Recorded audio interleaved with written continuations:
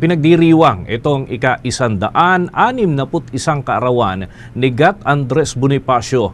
Ating balikan ang mga ligasiya o mga makabagong panahon man ngayon ay atin hong tatanawin ang mga naging ambag ni Gat Andres Bonifacio. Narito ang special report ni Bombo Grant Hilario.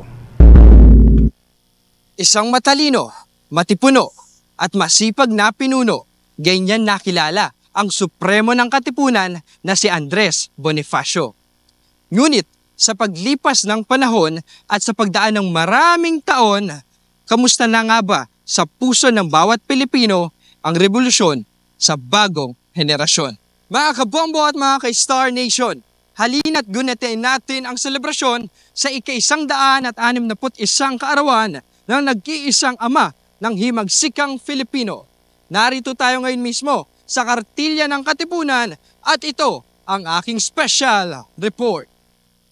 Sino nga ba si Gat Andres Bonifacio? Siya po yung parang isa sa mga bayani natin.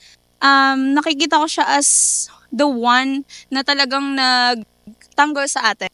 Naalala ko dati sa kanya is yung parang pinagtanggol tayo sa Kastila.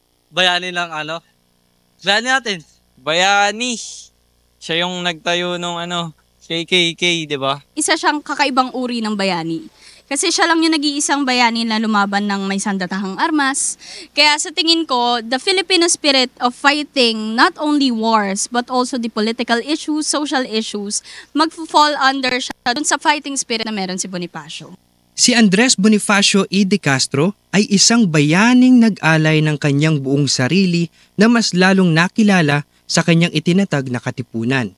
Siya ay matapang na naglunsad ng revolusyon laban sa mga Kastilang mananakop na kumitil sa kalayaan ng bansang Pilipinas. Ang sikat na bansag sa kanya ay supremo at ama ng himagsikan bilang pinuno ng kataas-taasang kagalang-galangang katipunan ng mga anak ng bayan o KKK. Isinilang si Andres noong taong 1863 sa ika-30 ng Nobyembre sa Tondo, Maynila. Ang kanyang mga magulang naman ay sina Ginoong Santiago at Ginang Catalina de Castro. Siya ay panganay sa magkakapatid na sina Procopio, Espiridiona, Ciriaco, Troadillo at Maxima Bonifacio. Sa murang edad na 14, napilitang itigil ni Andres ang kanyang pag-aaral dahil maagang namatay sa magkasunod na taon ang kanyang ama at ina noong 1881. Bagamat walang formal na edukasyon, ang kakulangang ito ay hindi naging hadlang upang kanyang tutukan ng husto ang kilosang itinaguyod niya mismo. Hinangaan pa nga siya sa ipinamalas niyang talino at angking galing sa pamumuno bilang lider ng katipunan.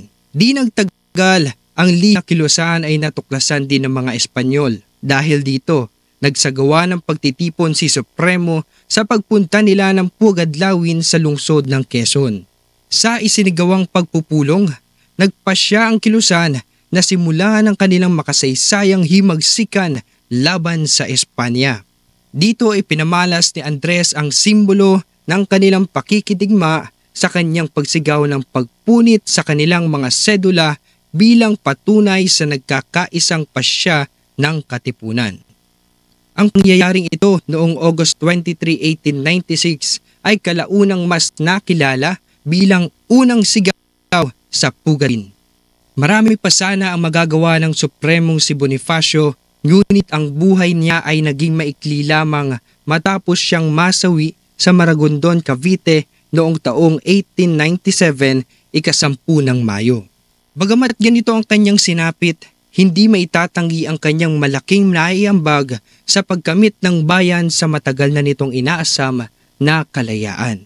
Alinsunod dito, hinikayat naman ni Ginoong Eufonio Agbayani III ng National Historical Commission of the Philippines ang mga local government units at maging ang publiko na makiisa sa pagpaparangal ng bayaning si Andres Bonifacio na gaganapin sa iba't ibang lugar.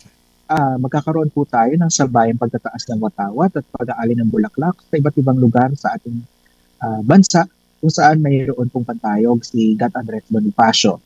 And inaanyayahan po ang mga local government units kung mayroon pong bantayog ni Andres Bonifacio po sa inyong lugar ay sulitin po natin ito at magtagawa rin po tayo ng kahit payak na pag-aalay ng bulaklak sa mga bantayog na ito. Maliban po rito, magiging bukas po ang mga museo ng NHCP sa araw na ito, especially po yung Museo ng Katipunan sa lungsod ng San Juan sa Pinaglabanan Memorial Shrine, na kung saan tinatalakay yung buhay ni Bonifacio at yung legasiya ng Katipunan. So, sa mga ganitong paraan po, umaasa po kami na mailalapit sa ating taong bayan yung buhay at pamumuhay ni Andres Bonifacio. Kaya naman, bilang mga Pilipino, magdaan man ng maraming taon o magbago man ang usad ng panahon, nawa ay patuloy pa ring alalahanin ang mga isinakripisyo ng ating mga bayani, lalo na si Gat Andres Bonifacio bilang pagunita sa selebrasyon ng kanyang kaarawan na idinaraos ngayong araw. At yan ang kabuuan ng aking special report. Para sa Bombo Network News, Bombo Grant Hilario, nag-uulat para sa #1 and most trusted radio network in the country, Bombo Radio Philippines. Basta radyo, Bombo!